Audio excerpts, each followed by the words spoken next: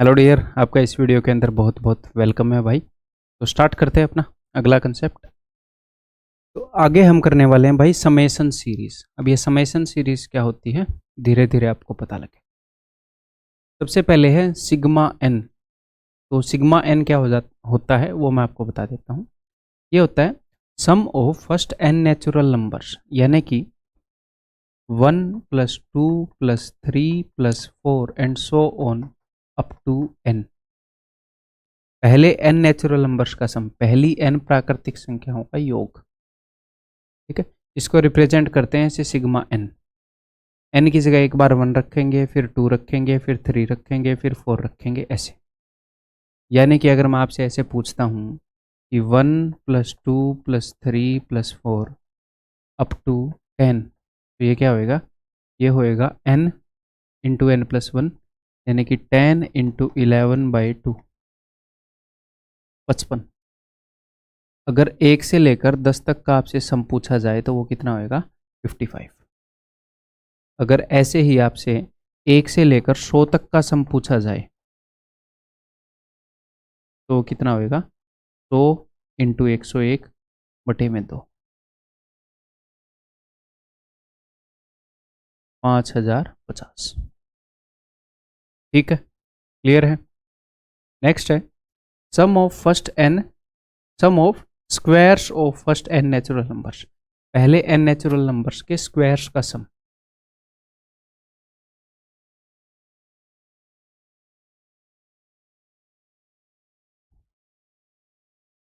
यानी कि 1 square + 2 square + 3 square and so on up to n square. यानी कि अगर मैं आपको सिग्मा 10 बोलूँ तो सिग्मा 10 है पहले 10 नेचुरल नंबर्स का सम, यानी कि 10 इंटू 11/2 यानी कि 55। और ऐसे ही मैं बोलूँ कि पहले 10 नेचुरल नंबर्स के स्क्वायर का sum, 1 square + 2 square + 3 square and so on up to 10 square, तो वो क्या हो जाएगा? ये हो जाएगा मेरे भाई, यहाँ से देखना आप formula, n into n+1 into 2n+1, यानी कि n का डबल, 10 का डबल 20 + 1 21 बटे में 6। ठीक है, n into n+1 into 2n+1/6। Sum of first n natural number, sum of squares of first n natural number, पहले n प्राकृतिक संख्याओं के स्क्वायर का सम। Okay sir. नेक्स्ट अपने पास है सिग्मा n क्यूब। तो इसका मतलब है इनके क्यूब्स का sum.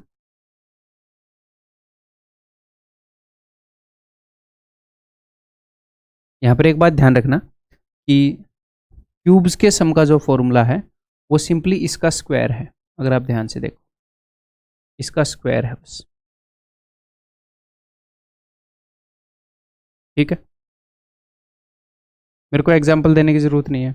1 square + 2 square + 3 square, sorry 1 cube + 2 cube + 3 cube up to 10 cube, तो क्या हो जाएगा?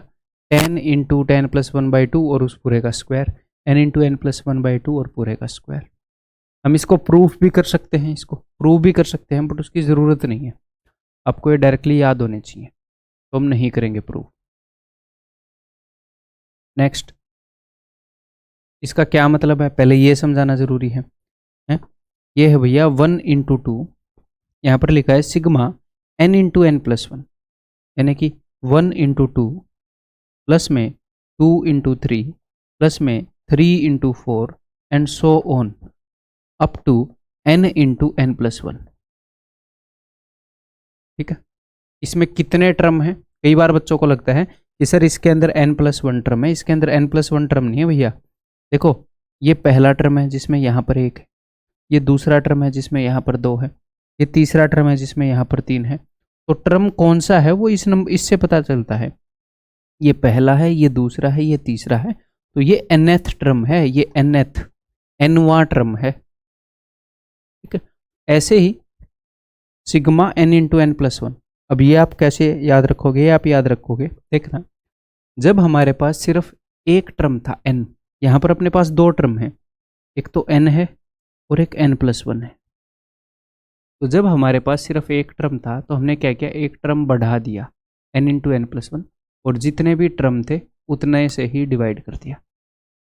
यहाँ पर हमारे पास 2 टर्म है तो हमने एक अगला टर्म लिख दिया n इंटू एन प्लस 1, फिर अगला क्या आएगा n+2, और टोटल हो गए 1, 2 और 3 टर्म, तो 3 से डिवाइड कर दिया। क्या सर ये एग्जाम में आता है? इस तरह का आता है, पूछा गया है, क्वेश्चन आया है इसके ऊपर। ठीक है, इसी तरीके से sigma n into n plus 1 into n plus 2 is equal to, अपने पास 3 टर्म है, 1, 2, 3, तो एक चौथा टर्म भी ले आओ इस n+2 से, अगला n+3, और टोटल कितने टर्म हो गए? 1, 2, 3, 4 डिवाइडेड बाई 4। ये इसके याद रखने की टेक्निक है। ठीक है, ये क्या चीज़ है? ये चीज़ है मेरे भाई 1 इंटू 2 इंटू 3 प्लस में, ठीक है 3 टर्म है ना, 1, 2, 3, 1 इंटू 2 इंटू 3, तो ये पहला टर्म है जिसमें 1 है, तो दूसरे टर्म में 2 आएगा, 2 into 3 into 4 and so on, n into n plus 1 into n plus 2। ठीक है, क्लियर है? आगे बढ़ जाऊं या इन 2 के ऊपर एक आधे एग्जाम्पल और दे दूं? कुछ बच्चों को ये लग रहा होगा कि सर एग्जाम्पल दे दो, दे देता हूं मैं, उतने अच्छे से हो सकता है ना समझ में आए हों। देखो, अगर ऐसे हो 1 इंटू 2 प्लस 2 इंटू 3 प्लस, देखो ये पहले टर्म में 1 है, दूसरे में 2 है, तीसरे में क्या आएगा 3 इंटू 4, ऐसे हो, और ये चलता रहे, और ये हो 50 इंटू 51, तो यहाँ पर टोटल कितने टर्म है बताना? ये पहला टर्म है, ये दूसरा टर्म है, ये तीसरा टर्म है, ये 50वां टर्म है, टोटल 50 टर्म्स हैं इसके। ठीक है, एक टर्म, 2, 3, ऐसे ही ये 50वां है। तो फॉर्मूला क्या कहता है इसका? इसका फॉर्मूला कहता है कि ये sigma n into n plus 1 है, हमारे पास 2 टर्म्स हैं, तो n इंटू एन प्लस 1, एक और बढ़ा देंगे n+2 बटे में 3। ऐसे ही इसको हम क्या करेंगे, यहाँ पर n की वैल्यू क्या है 50, तो 50 इंटू 51 इंटू 52 बटे में 3। या फिर आप ऐसे सोच सकते हो कि जो लास्ट वाला टर्म जहाँ पर ये खत्म होगा ना, उसी में एक बढ़ाकर फिर जितने भी टर्म हो जाए उसे डिवाइड कर दो। ठीक है, इसी में एक बढ़ाकर जितने भी टर्म हो जाए उसे डिवाइड कर दो। ठीक है भाई, ये उत्तर आ जाएगा, ये इनका सम आ जाएगा। ऐसे ही 3 वाला है। अगर ऐसे हो,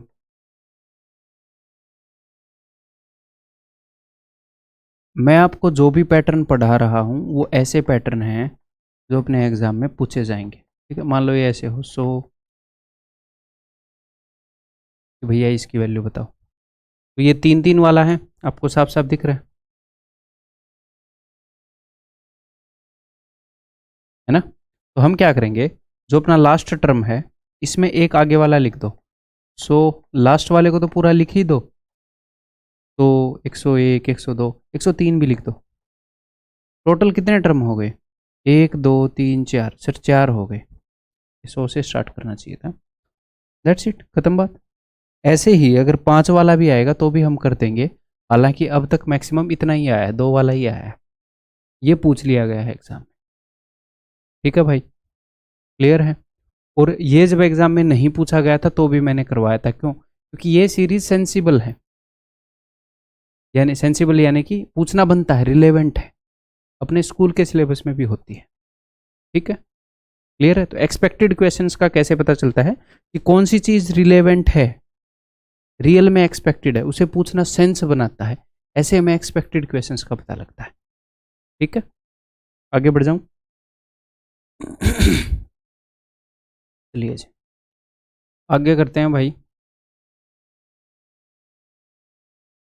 सम of first n even numbers, पहले n इवन नंबर्स का सम, तो ये है n इंटू एन प्लस 1, लेकिन ये आया कैसे ये बताता हूँ ताकि आपको अच्छे से याद रहे। बाकी एनिमेशन कहाँ है? यहाँ यहाँ पे है। ठीक, एक एक करके करते हैं। एक को करते हैं पहले। ठीक, देखो 2 + 4 + 6, ये मैं क्या कर रहा हूँ, ये मैं पहले इवन नंबर लिख रहा हूँ, लिख रहा हूँ, हाँ जी सर। पहला इवन नंबर क्या है? 2, अगला इवन नंबर क्या है? 4, अगला क्या है? 6, अगला क्या है? 8। ऐसे ही nth इवन नंबर क्या होगा? देखो पहला इवन नंबर है 1 × 2, दूसरा इवन नंबर है 2 × 2, तीसरा इवन नंबर है 3 × 2, चौथा इवन नंबर है 4 × 2। तो जिस भी पोजीशन का इवन नंबर निकालना है उसी को 2 से गुणा कर दो। nth इवन नंबर क्या होगा? 2 × n या n × 2, ठीक है सर, या 2n, ठीक है सर। तो हमें इनका सम बताना है। तो मैंने अब तक तो आपको ऐसा कोई फॉर्मूला नहीं बताया इसके अलावा, तो आप एक काम करो, इन सब में से 2 कॉमन ले लो। अंदर क्या बच जाएगा? 1 2 3 and so on up to n। ये क्या हो गया? ये हो गया sum of first n natural numbers. इसका फॉर्मूला हमें पता है, वो क्या है? n × n+1/2, n × n+1। इसको आप कैसे याद रखोगे कि जो नेचुरल नंबर्स हैं उनसे डबल हैं इवन नंबर्स। पहला नेचुरल नंबर है 1, पहला इवन नंबर है 2, दूसरा नेचुरल नंबर प्राकृतिक संख्या 2, दूसरा इवन नंबर 4। हर इवन नंबर हर एक उसी पोजीशन वाले नेचुरल नंबर से डबल है, उनका सम भी डबल हो जाएगा। तो पहले n नेचुरल नंबर्स का सम क्या है? n × n+1/2, तो उसका डबल n × n+1। सिंपल, ठीक है भाई, क्लियर है? Okay ji.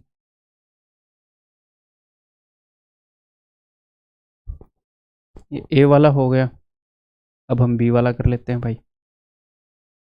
Some of first n odd numbers. तो पहले एक ओड नंबर का सम क्या होगा? पहला ओड नंबर क्या है? 1, उसका सम है जी 1। यहां पर मैं सम लिख रहा हूं।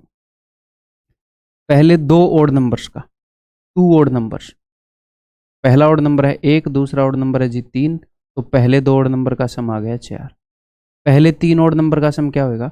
पहला ओड नंबर है 1, दूसरा ओड नंबर है 3, तीसरा ओड नंबर है 5, तीसरी विषम संख्या 5 होगी। हाँ जी सर, 5 और 3 8 और 1 9। देखो इसको अलग तरीके से प्रूव किया जा सकता है, लेकिन ऐसे प्रूव करके दिखाने के बाद बच्चे को याद रहता है, उसको पता है कि मैंने कैसे ऑब्जर्व किया है। एग्जाम में अगर वो भूल भी जाए तो तुरंत निकाल लेता है 10-15 सेकंड। तो पहले एक ओड नंबर का सम 1 का स्क्वायर, ये 2 का स्क्वायर, ये 3 का स्क्वायर। इसी तरीके से पहले n ओड नंबर्स का सम आएगा n स्क्वायर। पहले n ओड नंबर्स का सम क्या आएगा? पहली n विषम संख्याओं का सम क्या आएगा? n square. क्लियर है भाई? ये मैंने वैसे ही दिया है, जस्ट वैसे ही रेंडमली। इस टाइप के कभी कभी एक आधी बार क्वेश्चन पूछ लिए जाते हैं, जस्ट आपको ऑब्जर्व करने के लिए। ये भी एक ऑब्जर्वेशन है ना, ऑब्जर्वेशन से हमने प्रूव किया है। देखो अगर मान लो आपसे ये पूछ लिया जाए तो ये है क्या? 1 से लेकर हम 50 तक गए, 1 2 3 4 ऐसे 50 तक। हाँ जी सर, फिर 50 से वापस 1 तक आ गए। मान लो कुछ इस तरह के क्वेश्चन पूछ लिए जाएं तो आप इनको ऑब्जर्व भी कर सकते हो। कैसे? 1 + 2 + 1, मैं पहले 2 तक गया तो कितना आया? 4 आ गया सर, ठीक है। अब अगर मैं 3 तक जाऊं तो सेम इसी पैटर्न को फॉलो करते हुए, क्या अब तक कोई पैटर्न मिल जाए?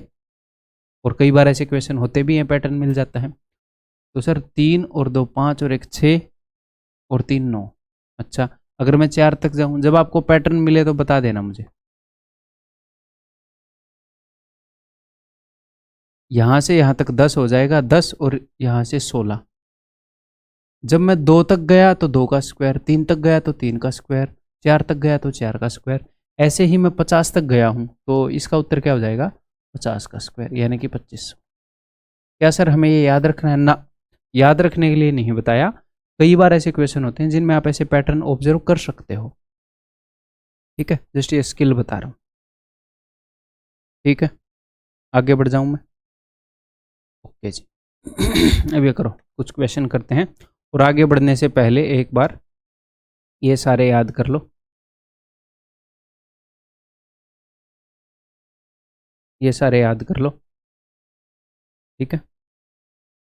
पॉज करके लिख लेना नोटबुक पर, और ये 2 भी याद कर लो। समेशन वाली सारी चीज़ें एक जगह करवा दी, इसके ऊपर जिस तरह के क्वेश्चन आए हैं वो सारे करवा देता हूँ। ये देखो, यहाँ पर फॉर्मूले की वजह से ज़रूरत नहीं पड़ेगी, बस वैसे ही बता रहा हूँ। देखो भाई, 1 का स्क्वायर प्लस 2 का स्क्वायर प्लस 3 का square plus plus so on 20 का square is equal to this. इन्होंने बताया कि अगर इसकी वैल्यू ये हो, इसकी वैल्यू बता दो आप हमें। ठीक है जी। देखो, कई बार बच्चों को ये लगता है कि सर अगर मैं इसमें से 2 कॉमन ले लूँ तो ये हो जाएगा 1 का स्क्वायर, ये 2 का स्क्वायर, 2 3 6 ये 3 का स्क्वायर एंड सो ऑन, ये हो जाएगा सर 20 का स्क्वायर। तो इसकी वैल्यू ऑलरेडी दे रखी है सर, इसका जस्ट डबल जो कर देंगे वो उत्तर हो जाएगा, यानी कि ये वाला उत्तर हो जाएगा। लेकिन ये गलत है। क्यों गलत है मैं आपको बताता हूँ। देखो, यहाँ पर पहला टर्म क्या है, यहाँ पर पहला टर्म है 1 का स्क्वायर 1, यहाँ पर 2 का स्क्वायर 4, यहाँ पर 3 का स्क्वायर 9। ठीक है, यहाँ पर पहला टर्म क्या है, यहाँ पर पहला टर्म है 2 का स्क्वायर 4, यहाँ पर 4 का स्क्वायर 16, यहाँ पर 6 का स्क्वायर 36। ठीक है, तो आपने जब 2 कॉमन लिया तो आप बोल रहे थे कि ये जो है ये ऐसा ही बन गया, लेकिन देखो 1 का 4 गुना है, ये तो 4 कॉमन लेने पर बनना था। 4 का 4 गुना 16, 9 का 4 गुना 36। एक्चुअल में जब हम कॉमन लेते हैं, ऐसे आप कॉमन ले सकते हो, कोई दिक्कत नहीं है, बट ये पावर भी आती है कॉमन के ऊपर। सबकी पावर 2 थी, तो जो आपने कॉमन लिया उसके ऊपर भी पावर 2 आएगी। ठीक है, तो यानी कि इसको मैं ऐसे लिख सकता हूं कि 2 की पावर 2 मैं कॉमन लूंगा, जो सबके ऊपर पावर है वो कॉमन लेना पड़ेगा। अब अंदर 1 की पावर 2, 2 की पावर 2, अब ऐसे बच जाएगा। ये मैंने क्यों बताया है, जस्ट आपको ये बताने के लिए, दिखाने के लिए कि आप ऐसे ऑब्जर्व कर सकते हो एग्जाम में। अगर ऐसे आए तो एक बार डाउट रह जाए तो ऐसे देख सकते हो कि भैया ये 4 गुना है ये सीरीज, तो 4 कॉमन लेने पर ये ऐसी ही बन जाएगी। अदरवाइज आपको पता होना चाहिए कि ऐसे जब हम कॉमन लेंगे तो पावर भी कॉमन आती है। जब आप इसमें से कॉमन लेते हो, इन सब की पावर 1 है, आप यहां पर भी कॉमन लेते हो पावर, बट वो पावर 1 है, इसीलिए हमें लिखने की जरूरत नहीं होती। तो यहां पर इसकी वैल्यू तो भाई साहब ने ऑलरेडी दे रखी है, इसकी वैल्यू तो क्या है, सिर्फ मैं यही कंसेप्ट आपको बता रहा था यहाँ पर। तो इसका 4 गुना उत्तर हो जाएगा, क्या होगा, 4 7 28, ये वाला हो जाएगा। ठीक है, ऑप्शन है। ऐसे ही अगला क्वेश्चन करोगे, करोगे कि नहीं करोगे, बताओ फिर। ये गलत है भाई, सरासर गलत है। ठीक है, ये क्यूब है और यहाँ पर ये भी क्यूब है। अपने पास पीला पेन है नहीं, बट अब करो। तो सिंपली लास्ट क्वेश्चन की तरह ही, यहाँ से अगर मैं कॉमन लूँगा तो मैं 2 कॉमन नहीं ले सकता, मैं 2 की पावर 3, ये पावर भी कॉमन आएगी, तो अंदर क्या बच जाएगा। अब आप इनको 2 से डिवाइड कर सकते हो। सर ये पावर क्यों कॉमन ले रहे हो, पावर इसलिए कॉमन ले रहा हूँ भाई, एक और नज़रिया मैं दे देता हूँ आपको। 2 क्यूब का मतलब होता है ये, एक और नज़रिया दे दूँ, ये अंडरस्टैंडिंग काम आती है कि इसका मतलब है 2 इंटू 2 इंटू 2 प्लस में 4 इंटू 4 इंटू 4 प्लस में 6 into 6 into 6 and so on, plus में 20 इंटू 20 इंटू 20। क्यूब का यही मतलब है ना। तो जब मैं 2 कॉमन ले रहा हूँ, ये पूरा एक टर्म है, ये पूरा, इसका जो अगला टर्म है, अगला पद है वो ये है। अगर मैं सिर्फ 1 2 कॉमन लूंगा तो ये 2 2 बच जाएंगे ना। तो मैं हर जगह से जब मैं 2 कॉमन ले रहा हूं तो मैं इन 3 जगह से 2 कॉमन ले रहा हूं, 3 2 कॉमन लिए। और यहां पर भी मैंने 1 2 यहां से उठाया, 1 2 यहां से उठाया, 1 2 यहां से उठाया, यहां पर मैंने 1 2 यहां से उठाया, 1 2 यहां से उठाया, 1 2 यहां से उठाया। 3 3 जगह मैं 3 बार 2 कॉमन ले रहा हूं, यहां से मैंने 2 कॉमन नहीं लिया, 3 जगह से 2 कॉमन लिया।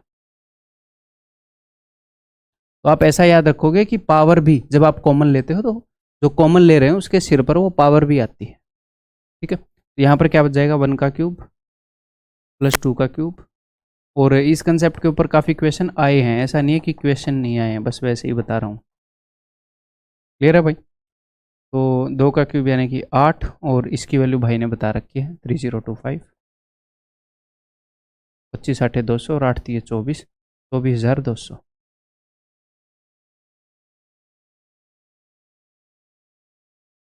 ठीक है, इसके ऊपर आगे आए हुए क्वेश्चन करेंगे। यहाँ पर तो मैं सिर्फ इसलिए बता रहा हूँ कि कुछ क्वेश्चन में इसकी ज़रूरत पड़ेगी।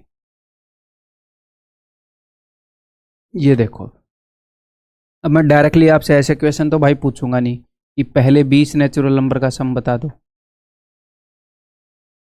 ना, तो आप सिंपली फॉर्मूला लगा दोगे भैया 20 इंटू 21/2। ना ही मैं ये पूछूंगा कि पहले 20 नेचुरल नंबर्स के स्क्वायर्स का सम बता दो, तो आप बोलोगे sir n into n plus one into 2n+1 divided by 6। यहाँ पर डिवाइडेड बाई 6 है, ध्यान रखना। मैं ये भी नहीं पूछूंगा कि पहले 20 नेचुरल नंबर्स के क्यूब का सम बता दो। क्या बोलोगे यहाँ पर बताओ? ऊपर वाले का स्क्वायर होता है तो n इंटू n+1/2 का होल स्क्वायर। सेम चीज़ को 2 बार लिख लेना। क्लियर है? तो डायरेक्टली मैंने क्वेश्चन ले लिया। इसको देखो, यूज यही नॉलेज होगी। देखो इसको बताओ,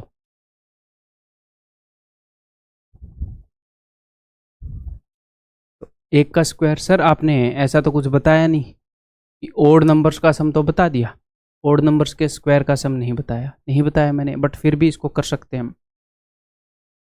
सोचो, इसको मैं ऐसे लिख सकता हूँ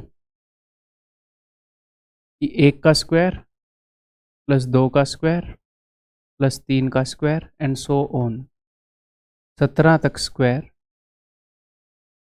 इसमें से मैं क्या गायब करूँ कि आ जाए कि भाई ये था, लेकिन इसमें से किसी ने सब्ट्रैक्ट कर दिया 2 का स्क्वायर प्लस 4 का स्क्वायर प्लस 6 का स्क्वायर एंड सो ऑन 16 का स्क्वायर। ऐसे लिख सकता हूँ, 1 से लेकर 17 तक हर एक नंबर के स्क्वायर का सम था। उसमें से अगर मैं 2, 4, 6 अगर इवन नंबर्स को उठा लूँ, इसमें से अगर इसको घटा दूँ तो यही बन जाएगा। आप बोलोगे जी हाँ लिख सकते हो, ठीक है। तो ये क्या बन जाएगा? ये बन जाएगा मेरे भाई सिग्मा 17 का स्क्वायर। ऐसे लिख सकता हूँ कि 17 तक के नेचुरल नंबर्स का स्क्वायर। हाँ जी, ऐसे एग्जाम में ऐसे लिखने की जरूरत नहीं है, डायरेक्टली फॉर्मूला लगा लेना, बस वैसे ही बता रहा हूँ। और यहाँ पर अगर मैं कॉमन लूँगा 2 का स्क्वायर 4 का स्क्वायर तो पावर भी आती है कॉमन में बाहर। यहाँ पर मैं 2 कॉमन लूँगा, लेकिन 2 का स्क्वायर पावर भी साथ में आएगी। 2 का स्क्वायर कॉमन लिया जाएगा और अंदर क्या बच जाएगा? फिर अंदर बच जाएगा ये कॉमन लेने के बाद 1 का स्क्वायर प्लस 2 का स्क्वायर प्लस 3 का square and so on plus 8 का स्क्वायर। अब ये कर सकते हो, 1 स्क्वायर 2 स्क्वायर 3 स्क्वायर 8 स्क्वायर। जी हाँ कर सकते हैं, कोई दिक्कत ही नहीं है, कर सकते हैं ना। ये तो पहले नेचुरल नंबर्स के स्क्वायर का सम है, पहले 8 नेचुरल नंबर के स्क्वायर का सम करते हैं भाई। फिर तो पहले 17 नेचुरल नंबर के स्क्वायर्स का सम n into n+1 into 2n+1, 17 का डबल प्लस 1 35, डबल प्लस 1 करना है बटे में 6, माइनस 2 का स्क्वायर होता है 4 गुणा में पहले 8 नेचुरल नंबर्स के स्क्वायर का सम n into n+1 into 2n+1 double plus 1 16 plus 1 17 बटे में 6। अब अगर इसमें और इसमें कुछ कट सकता हो तो काट लो ऊपर नीचे, कैलकुलेशन आसान हो जाएगी। 6 के अंदर एक 2 और 3 होता है, एक 3 से मैंने इसको काट दिया और एक 2 से मैंने इसको काट दिया, ठीक है जी। अब दिस माइनस दिस करना है, तो इनमें से अगर कुछ कॉमन ले सको तो वो भी ले लो। जैसे 17 है इधर, मैंने काट दिया 17 और कॉमन ले लिया, ऐसे आप काट सकते हो। मान लो एग्जाम में कर रहे हो, यहाँ से और यहाँ से 17 उठा लिया, ये लो भाई उठा लिया। और कुछ उठा सकते हो, 3 भी उठा सकता हूँ, दोनों जगह से 3 भी उठा लिया भाई। और कुछ उठा सकते हो, यहाँ 35 है या नहीं सर, यहाँ पर बचा है जी 35 और यहाँ पर बच जाएगा 400 के 16। तो ये हो जाएगा 17 इंटू 3 इंटू 15 में से 6 गए 9 19 साथ ही 21, यूनिट डिजिट 9 आएगा। ये आएगा क्या? 15 में से 6 गए 9, मतलब मेरे को इसकी शक्ल लग नहीं रही कि ये आएगा। मैं एक बार करके देख लूँ, कई बार आपको भी डाउट होगा। 19 एकम 19, 1 19 5 95 और 1 96, ठीक है। डाउट को क्लैरिफाई कर लेना चाहिए एग्जाम में भी, ठीक है। समझ में आ गई भी बात? ऐसे ही और क्वेश्चन दूंगा तो करोगे? बताओ, let us see.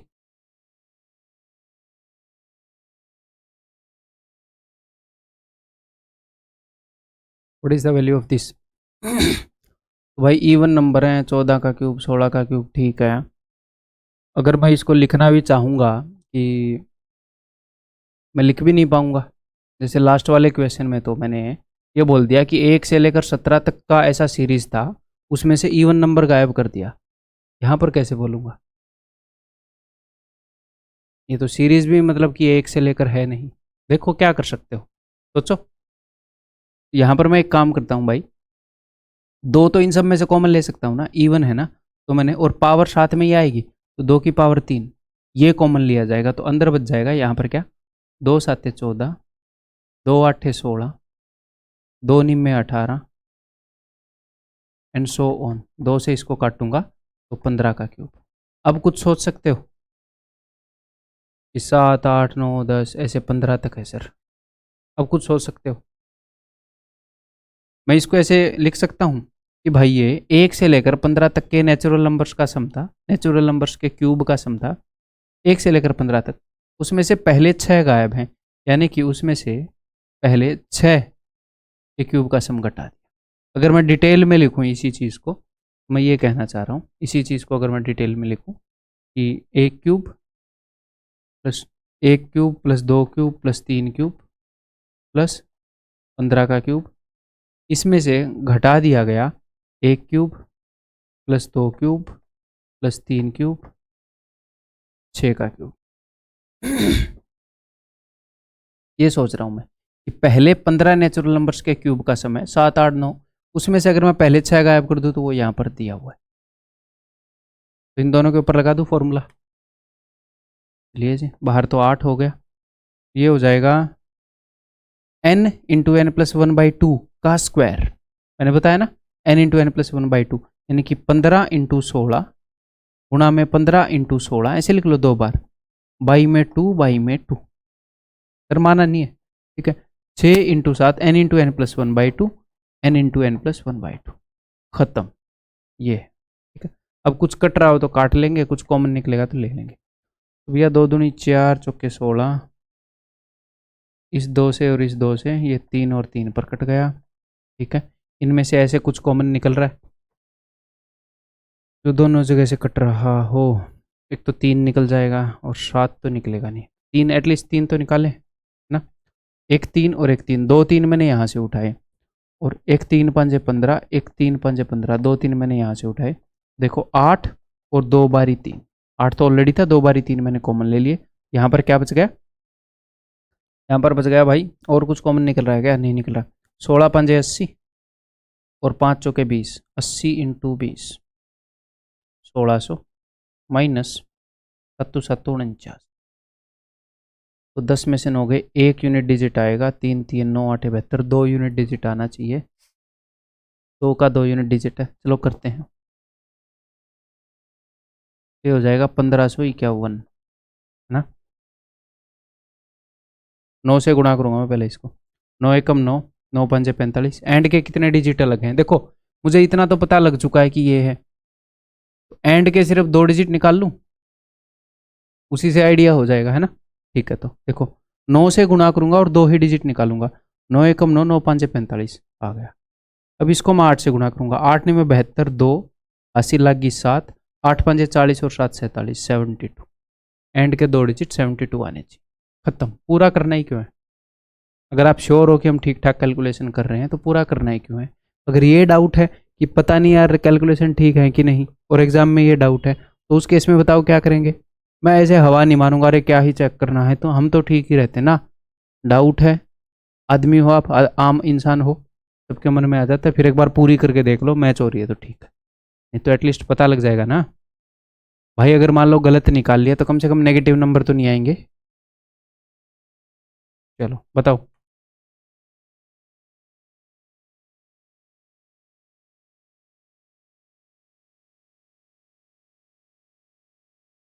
What is the sum of first 20 terms of the following series? तो भाई ये वही है, पूछा हुआ क्वेश्चन है, देखो। तो 1 इंटू 2 प्लस 2 इंटू 3, तो ये पहला टर्म है, ये दूसरा टर्म है, पहले टर्म में 1, दूसरे टर्म में 2, तीसरे टर्म में 3, तो ऐसे 20वें टर्म में 20 होएगा, तो ये होएगा 20 इंटू 21। तो मैंने क्या बताया था, जो भी लास्ट टर्म है उसको उठाओ, उसको एक और बढ़ा दो, बटे में 3 हो गए तो 3 कर दो, खत्म बात।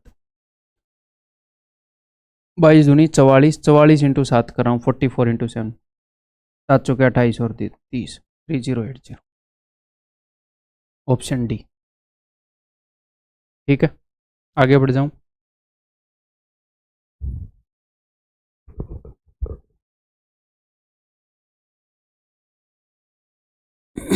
एक बार थोड़ा सा मैं 15-20 सेकंड का रेस्ट ले लूँ भाई।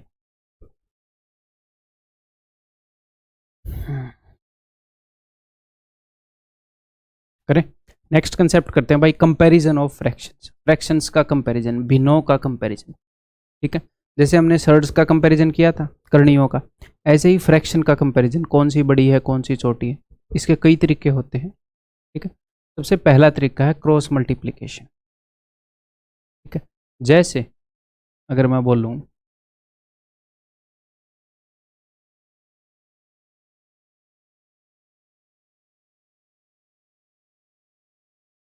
थोड़ा सा इजी ले लो, पर चलो यही है। मान लो आपने इनको कंपेयर करना है। ठीक है, तो हम क्या करेंगे, आप क्रॉस मल्टीप्लाई करोगे, इसको इधर ऊपर भेज दोगे और इसको इधर ऊपर भेज दोगे।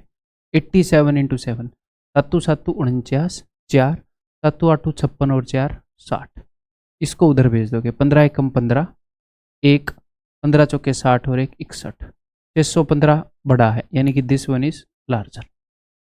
एक तो है क्रॉस मल्टीप्लीकेशन, क्लियर है। और एक दूसरा है, इसी के साथ बता देता हूँ, लिख देते हैं, 1.5 ही लिख देते हैं। अगला कहाँ पे आएगा, यहाँ पर, यहाँ पे लिख देता हूँ मैं। अगला है राइट इन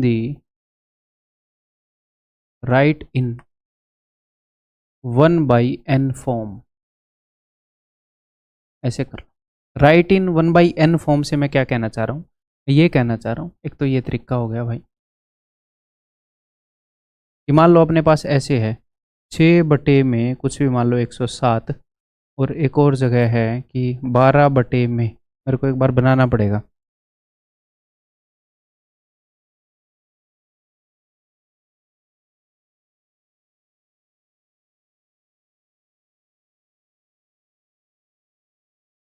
मान लो ऐसे है, ठीक है, तो यहाँ पर भी हम क्रॉस मल्टीप्लाई कर सकते हैं, ऐसी कोई दिक्कत नहीं है कि यहाँ पर आप क्रॉस मल्टीप्लाई नहीं कर सकते। बट एक और तरीका, यहाँ पर एक और तरीका है जो बहुत बेटर जाएगा, ऐसे करना। बट ठीक है, अभी मैं दूसरी चीज़ बता रहा हूँ कि आप ऐसे कर सकते हो कि आप काट सकते हो। अगर आपको इनका पहाड़ा आता हो ना, 6 और 12, तो 6 कम 6, 6 कम 6, 4 बच गया, 6 7 42, 17 पॉइंट समथिंग है। ये है 12 एक कम 12, बिकॉज मुझे 6 और 12 का पहाड़ा आता है।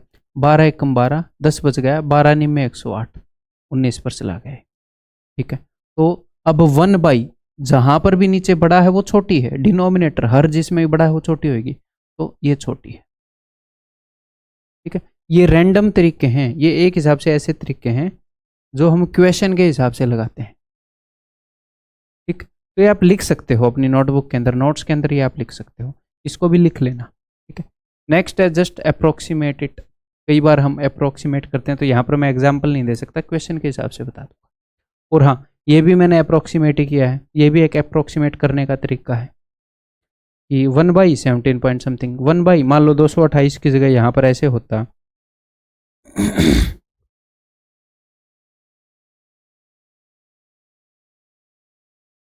ये 231, तो ये 19 पॉइंट समथिंग है। तो मैंने अप्रोक्सीमेट ही किया है, अगर ऐसे अप्रोक्सीमेट कर सकते हो तो ऐसे कर लेंगे। ठीक है, अप्रोक्सीमेट करने के कई तरीके हैं, अकॉर्डिंग टू क्वेश्चन बताऊंगा। Next, change in numerator and denominator. Numerator और डिनोमिनेटर में जो चेंज है वो देखते हैं। वो कैसे देखते हैं, इसी एग्जाम्पल के हिसाब से बता दूं। उसको देखने के कई तरीके हैं, लेकिन एक इसी के हिसाब से बता दूं। जैसे यहाँ पर आपने देखा कि 6 बटे में 107 और अगला था 12 बटे में 231। तो मैंने ये देखा कि यार न्यूमरेटर जो है वो तो डबल हो गया। ठीक है, तो डिनोमिनेटर क्या हुआ, डबल हुआ, डबल से ज़्यादा हुआ, डबल से कम हुआ। इसका डबल होता है, इसका डबल होता है 214, तो ये डबल से भी ज़्यादा हो गया, डबल से भी ज़्यादा हो गया ना यहाँ पर। तो अगर डिनोमिनेटर ज़्यादा बढ़ जाए, नीचे वाली चीज़ बढ़ जाएगी तो चीज़ छोटी हो जाएगी। ये वैल्यू जितनी बड़ी होगी ओवरऑल वैल्यू उतनी छोटी होगी। अगर ऊपर वाली चीज ज्यादा बढ़ गई तो चीज बड़ी हो जाएगी। तो यहां पर ये तो सिर्फ 2 गुना हुआ है, ये 2 से ज्यादा गुना हो गया, यानी कि ये डिनोमिनेटर ज्यादा बढ़ गया तो ये छोटा हो जाएगा, ये छोटा ही आया था। इन चीज़ों में थोड़े से अनकंफर्टेबल हो जाते हैं स्टूडेंट्स, और मुझे पता है इसका, क्योंकि ये चीज़ें आम जिंदगी में हम यूज़ नहीं करते। पर धीरे धीरे जब आप रिवीजन करोगे अलग अलग जगह पर, जब डीआई के अंदर मैं ये यूज़ करूँगा तो धीरे धीरे आप कंफर्टेबल हो जाओ, डरने की बात नहीं, ठीक। ये चीज़ें रटने की नहीं होती, एक जगह कराने की नहीं होती, ये पूरे मैथ्स के अंदर फ्रैक्शन का कंपैरिजन जहाँ पर भी आएगा और जी उस क्वेश्चन के हिसाब से जो भी मेथड सूटेबल होगा मैं कराऊंगा, ऐसे ही सीखने की, ठीक है। नेक्स्ट है ऑब्जर्विंग पैटर्न, कि कुछ अलग अलग पैटर्न में फ्रैक्शन दी हुई हो जाती है एक आधी बार, तो क्वेश्चन के अकॉर्डिंग करेंगे। इसमें कंसेप्ट बताने के लिए खास कुछ नहीं है, क्वेश्चंस के माध्यम से मैं बताऊंगा, ठीक है। देखो जी, सारे आए हुए क्वेश्चन लेकर उनके हिसाब से बताएंगे। तो ये वाला क्वेश्चन है, जैसे इसके अंदर क्रॉस मल्टीप्लाई करना भी बढ़िया रहेगा, या फिर इसमें आप ऐसे भी देख सकते हो कि भैया ये 3 गुना हो गया कि नहीं हो गया। यहाँ पर अब आराम से प्यार से एक्सप्लोर करेंगे, सीखेंगे, ये नहीं देखेंगे कि क्वेश्चन को जल्दी कर दो सर, आराम से सीखेंगे। न्यूमरेटर 3 गुना हो गया, तो ये 3 गुना हुआ कि नहीं, इसका 3 गुना होएगा 330, तो ये तो 3 गुना नहीं हुआ। तो मुझे एक बात बताओ, ज्यादा कौन सा बढ़ गया, ऊपर वाला ज्यादा बढ़ गया या नीचे वाला? ये तो 3 गुना हो गया, ये 3 गुना नहीं हुआ, ऊपर वाला ज्यादा बढ़ गया। तो अगर ऊपर वाला ज्यादा बढ़ गया तो फ्रैक्शन बढ़ जाती है, यानी कि ये बड़ी है, ये बड़ी है। इसमें भी यही बोल रखा है कि ये बड़ी है, तो ये वाली चीज तो ठीक है भैया, ये वाली इनइक्वालिटी तो ठीक है, ये बड़ी है। अब अगले में देखो सर, तो अब मुझे एक बात बताओ, अगले में ऐसे देखना ठीक रहेगा कि न्यूमरेटर कितने गुना हो गया? नहीं रहेगा, ठीक। तो सर इसको कैसे देखोगे? क्रॉस मल्टीप्लाई करके देख लो ना भाई। देखो अगर 225 इधर आएगा तो 9 5 45, ठीक है, और 22 निम्न 198 और 4 202, 22 का पहाड़ा आना चाहिए, ठीक है। अब 308 को उधर भेज दूँ, 308 इंटू 7, 7 8 56, 7 21, बताओ कौन सा बड़ा है? सर ये वाला बड़ा है, उसने भी यही बड़ा बता रखा है, ये भी ठीक है, तो ये स्टेटमेंट बिल्कुल ठीक है। यहाँ पर भी क्रॉस मल्टीप्लाई करके इजीली देख सकते थे। अगर इसको इधर भेजते हैं तो 924 होता, और इसको इधर भेजते तो 990 होता। हमें पता है कि ये बड़ा है सर, हमें तो ये वाला आसान लगा। हाँ, सीखेंगे सारे, है ना। नेक्स्ट आप ऐसे भी कर सकते थे, क्योंकि क्रॉस मल्टीप्लाई में क्या नुकसान है कि सिर्फ 2 को एक बार में कंपेयर कर सकते हैं, लेकिन जो मैंने 1/n का फॉर्मेट बताया उसमें सारों को इकट्ठे कर सकते हो। अगर आपको इनका पहाड़ा आता हो तो 3 9 और 7 का पहाड़ा आता है ना, एक बार में निपटा देंगे। देखो 3 एकम 3, 3 3 9, 2 बच गया, 2 और 0, 3 6 18, 36 पॉइंट समथिंग आई।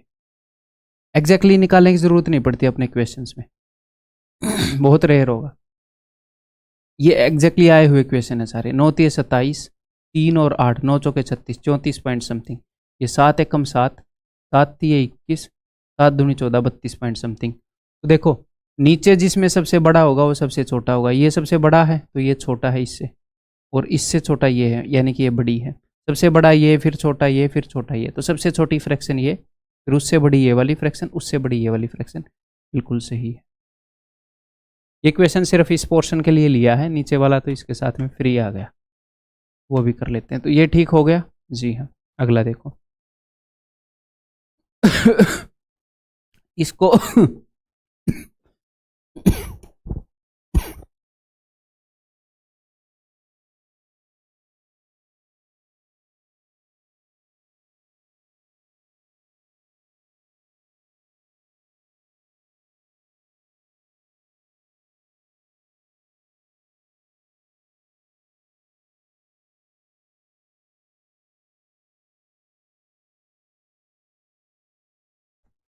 हेलो, ठीक है जी। देखो इसको मैंने कई बार बोला कि इसको आप ऐसे देख सकते हो 99 + 1/7, इसको आप ऐसे देख सकते हो 99 + 2/7, है ना। तो इसको मन ही मन में आप ऐसे देख सकते हो कि 99 कितनी बार आया है, 1 2 3 ऐसे 6। देखो यहाँ पर 1/7 था, 2/7 था, 3/7 था, 6/7, तो 99 जो है वो 6 बार आ गया प्लस में। 1/7, 2/7, 3/7, 1 से लेकर 6 तक। तो 1 से लेकर 6 तक का क्या सम होता है? पहले है नेचुरल नंबर 6 × 7/2 भैया, 1 से लेकर 6 तक का सम। तो डिनोमिनेटर तो सब में सेम था, न्यूमरेटर में 1 + 2 + ऐसे 6 तक आना था। तो ये आ गया मेरे भाई 3। तो ये 99 × 6, 99 को मन ही मन में ऐसे देखो 100 - 1, ये क्या हो जाएगा? 600 - 6 प्लस में 3, तो 597। 600 - 3 597। ये झूठ बोल रहा है, ये गलत है। ओनली 1:2। ठीक है, आगे बढ़ जाऊं। यहाँ पर ये नहीं देखना कौन सा मेथड सुपीरियर है, कौन सा मेथड बढ़िया है, कौन सा मेथड घटिया है। अगर ऐसा कुछ होता तो मैं ही बता देता। फ्रैक्शन के कंपैरिजन का सारे सीखने हैं। चलिए जी देखते हैं। तो सबसे पहले वाले को करते हैं। तो पहले मैं इन सबको जोड़ दूं सिंपली, 11 और 17, और ये माइनस का है भैया, ये माइनस का 5 है, माइनस का 2, 5 और 2 7 होता है। तो 17 में से 7 गए 10, प्लस का 10 बच गया। तो 10 और 11 21, 21 हो गया भाई। ठीक है, अब इन सारे फ्रैक्शन को देखते हैं। ये जो फ्रैक्शन है ये भी माइनस वाले फ्रैक्शन है, -1/5 और -1/10 कंसिडर किए जाएंगे। तो 1/5 को मन ही मन 2 से ऊपर और नीचे गुणा कर दो ताकि नीचे 10 बन जाए। तो ये 2/10 है, ये 1/10, तो -3/10 हो गया। ठीक है भाई, इनको जोड़ते हैं।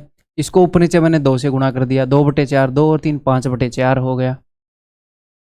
ठीक है, इसको करूं सोल्व। 10 × 5 = 50, -12 38/40, यानी कि 19/20। 20 × 21 कितना होएगा? 21 दूनी 42, 420, और ये 439/20। बिल्कुल ठीक। ठीक है,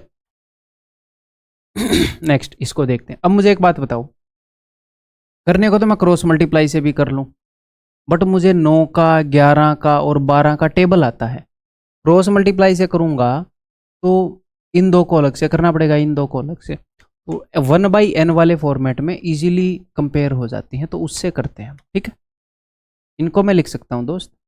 9 × 1 = 9, 9 × 1 = 9, 1 बच गया। 9 × 1 = 9, 8 बच गया। 8 और 8 9 9 में 81, 119 पॉइंट समथिंग। अगले वाले को मैं लिख सकता हूँ 11 × 1 = 11, तो नहीं गया भाई, 0 चढ़ा दिया हमने। 11 दूनी 22, 102 पॉइंट समथिंग। देखो कितना फर्क है, 119 102, ऐसे क्वेश्चन आते हैं अपने एग्जाम में। 12 × 1 = 12, तो ये 101 होएगा। 1200 तो 100 पर चला जाएगा, 12 × 1 = 12, 19 में एक बार और जाएगा। तो मुझे बताओ, सबसे बड़ा ये नंबर है तो ये सबसे छोटी होएगी, लेकिन ये इसने सबसे बड़ी बता रखी है। ये एक ही जगह पर गलती मिलते ही आप ऐसे काट दो, दूसरे के कंपेयर करने की कोशिश मत करो। ऐसे ही इसको देखते हैं। ठीक, तो यहां पर मुझे टेबल नहीं आता 149 151, तो या तो हम क्रॉस मल्टीप्लाई करेंगे 155 149 151 × 153। मुझे बात बताओ, क्रॉस मल्टीप्लाई करके कर लोगे जी? नहीं, बट यहां पर कोई पैटर्न है, कोई पैटर्न पकड़ पा रहे हो? कोई पैटर्न है, पूछा हुआ क्वेश्चन है, ऐसे पूछता है वो। देखो ऊपर वाला 2 छोटा है, यहाँ पर भी ऊपर वाला 2 छोटा है, तो सर ऐसे में क्या करें? मेरे पास 2 रास्ते हैं। या तो मैं आपको रटवा दूं कि जब ऊपर वाला छोटा होता है तो जिसमें ये सबसे छोटा है वो बड़ी है, जब नीचे वाला छोटा होता है तो जिसमें ये सबसे बड़ा है वो छोटी है। काफी कंफ्यूजिंग हो जाएगा। या फिर आप एक काम कर सकते हो, क्या यही पैटर्न करके देख लो ना इजी वाले फ्रैक्शन पर। कैसे करके देखें? देखो, ऊपर वाला छोटा है, ऊपर और नीचे वाले में एक फिक्स गैप है, तो यहां पर 2 का गैप है। आप अपने मन ही मन में कितने का भी गैप ले लो, चलो आप भी 2 का गैप ले लो, 1/3 ले लिया, हाँ जी सर। अब थोड़ी सी बड़ी ले लो, अब ले लो 100/103। ठीक है, या फिर आपका मन ना माने तो आप ले लो थोड़ी सी बड़ी ले लो, उसी में अंदाजा आ जाएगा। 1/3 लिया है, 2 जोड़ा है ना, तो फिर आप ले लो 4/6 या फिर 2/4, कोई भी ले लो। इधर भी मैंने 2 जोड़ा है, इधर भी 2 जोड़ा है। 1/3 होता है 33.33 और 2/4 होता है 50%। बताओ कौन सा बड़ा है? ये बड़ा है। तो ये रटने की जरूरत नहीं है, 1 सेकंड में लिखोगे आपको ये पता चल जाएगा कि भैया जब भी ऐसा हो, तो देखो यहाँ पर 1 है, यहाँ पर 2 है, तो जिसमें भी ये बड़ा है वो बड़ा है। तो ये सबसे बड़ा किसमें, इसमें, ये सबसे बड़ा है भैया। इन्होंने तो गलत बता रखा, खत्म। कई बार इससे उल्टा होता है। अब इसको रटना मत कि बड़े वाली बड़ी है, 2 का गैप, तो नहीं। अब क्वेश्चन तो ऐसे भी आ जाएगा। आप लोगों में भी कई ऐसे बच्चे हैं शांति से मानते नहीं है, ऐसे पूरा बताना पड़ता है। देखो देखो, वैसे ही बताना जरूरी है मेरे लिए। देखो, अब की बार नीचे वाला बढ़ा था, क्या पता ऊपर वाला बढ़ा दे दे वो इसमें ऐसे ही दे दे, फिर क्या करोगे?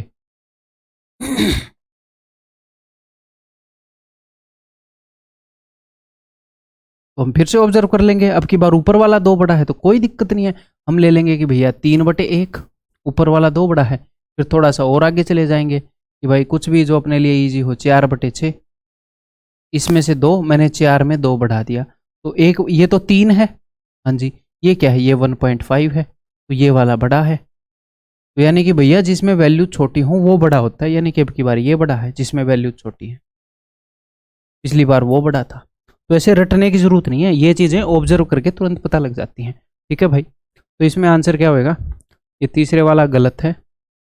अच्छा, येलो के ऊपर जब मैं ग्रीन कलर यूज़ करता हूँ तो उतना मज़ेदार नहीं होता है ना। चलो आगे से नहीं करेंगे। तो ओनली 1। ठीक है, आगे बढ़ जाऊँ, बताओ। Which of the following statement is are true? देखते हैं भाई। तो यहाँ पर या तो आप इजीली क्रॉस मल्टीप्लाई कर लो, या वैसे ही 1/n के फॉर्म में लिख लो। तो ये मैं आपको HW के लिए दे दूँ, इसमें और कोई दिक्कत नहीं है, इसमें कोई दिक्कत नहीं है। मैं एक बार देख लूँ, ये ना हो कि मैं कुछ बताना चाह रहा हूँ।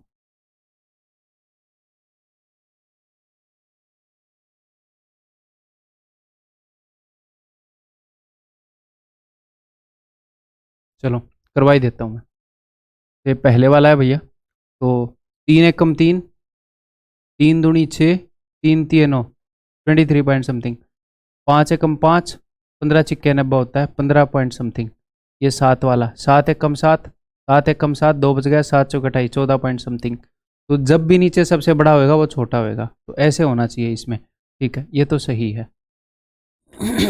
आगे ये देखते हैं, 11 से अगर डिवाइड करें, 11 एकम 11, 11 दूनी 22, 12 पॉइंट समथिंग।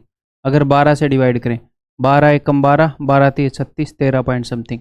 अब अगर 13 से डिवाइड करें तो 13 एकम 13, 5 बच गया, 13 3 39, 13 चौके 52 से जस्ट एक कम है। अब यहाँ पर कई बच्चे अटक जाएंगे कि सर ये करूँ या ये करूँ।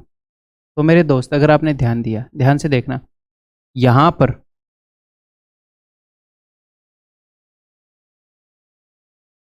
जब आपने 12 से डिवाइड किया तो 12 एकम 12, बच गया 3 और 7, 12 3 36, जस्ट एक बचा था। तो ये 13 से 13 पॉइंट समथिंग, ये वाला जो नंबर है ये एग्जैक्टली बिल्कुल 12 के पास है।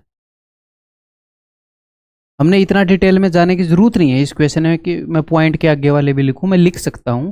मैं आपको अंडरस्टैंडिंग दे रहा हूं कि जब मैंने 13 से इसको डिवाइड किया तो 13 एकम 13, 5 बच गया था, 5 और 1।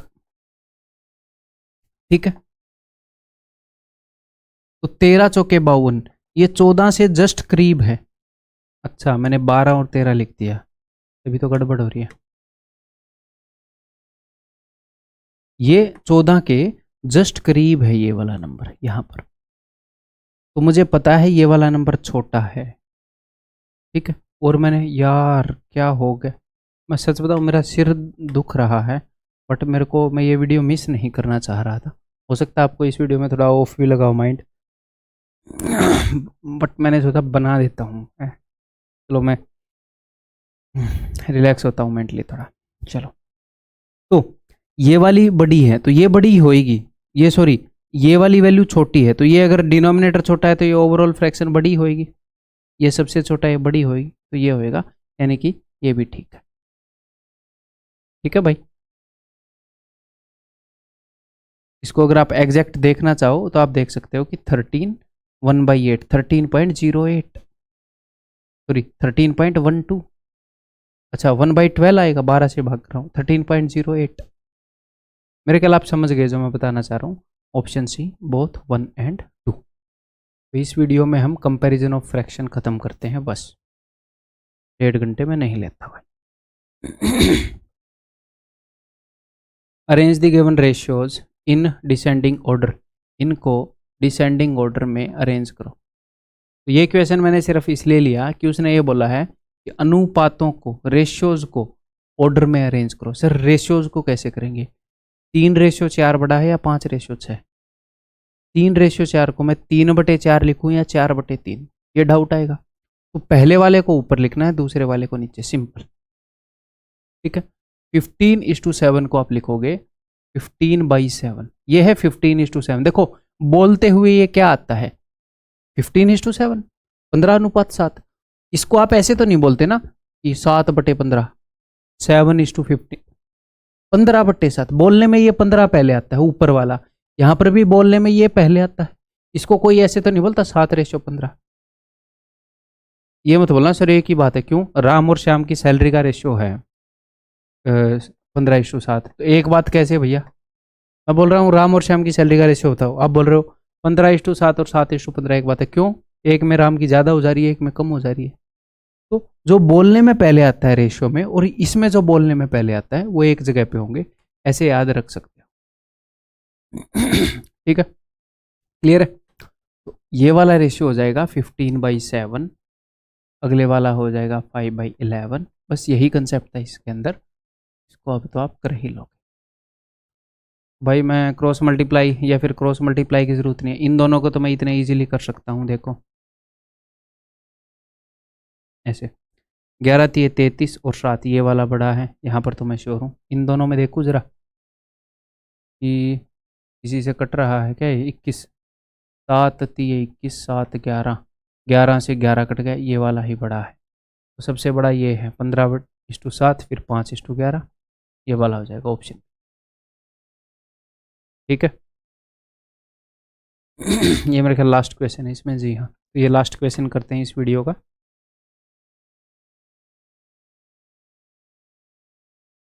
तो भाई ये PQR है, तो यहाँ पर आपने कंपेयर करके बताना है। तो ये काफ़ी डिफ़िकल्ट हो जाएगा आपके लिए। देखो मतलब काफ़ी करीबी मामला है ये, है ना। इसको हम कैसे करेंगे? आपको एक चीज़ दिख रही है कि 96 95 97 97 96 98, मतलब ये इन नंबरों के साथ गेम खेला जा रहा है। किन किन नंबरों से क्वेश्चन बनाया है? 95 96 97 98 आया हुआ क्वेश्चन है। तो क्यों ना मैं ये करूं कि मैं भी एक ऐसी ही वैल्यूज बना लूं इसी तरीके से, बट ये बड़े बड़े नंबर मुझे तंग कर रहे हैं, इनकी जगह पर मैं ये ले लूं 1 2 3 4। तो यहाँ पर P की वैल्यू हो जाएगी 96, 96 की जगह क्या है 2 बटे में 95 की जगह है 1 और 97 की जगह है जी 3, यानी कि 2/3। Q की वैल्यू हो जाएगी दोस्त 97 यानी कि 3 बटे में 96 यानी कि 2 इंटू 98 4। सर ऐसे करने से गलत तो नहीं हो जाएगा? नहीं होएगा, टेंशन मतलब। गलत होएगा तो मैं बता ही दूंगा, मैं खुद इस चीज़ के खिलाफ होता हूँ। एक क्वेश्चन करके निकल गए हैं। ठीक है, आपको पढ़ाने आया हूँ, बेवकूफ़ बनाने नहीं। 1/97 97 की जगह है 3 1/3। ऐसे कर सकते हैं हम ऑब्जर्व। और सर किस क्वेश्चन में कर सकते हैं, किस में नहीं कर सकते, वो प्रैक्टिस से ही आपको पता चलेगा। इस तरह के क्वेश्चन जहाँ पर भी करवाए जा सकते हैं मैं करवाता हूँ, जहाँ पर भी वो पूछता है। तो ये हो जाएगा जी 66.66%। आप इन फ्रैक्शंस को भी कंपेयर कर सकते हो, बट परसेंटेज की नॉलेज से ये इजीली हो जाएंगे। 37.5% और ये 33.33%। तो सबसे बड़ा है P, उसके बाद है Q, उसके बाद है R। तो सबसे छोटा R है, R is less than Q is less than P। Answer is option P। तो भाई इस वीडियो के अंदर इतना ही। मैं चाहता था कि ये वीडियो मैं 1.5 घंटे तक शूट करूं, बट नहीं कर पाया मैं। एक और आगे, इससे आगे मिसलेनियस क्वेश्चन की छोटी सी वीडियो होएगी, उसके बाद काफ़ी क्वेश्चन आपको HW में प्रैक्टिस के लिए दूंगा। And that's it, simplification over. ठीक है, अगली वीडियो में मिलता हूँ भाई। Bye bye.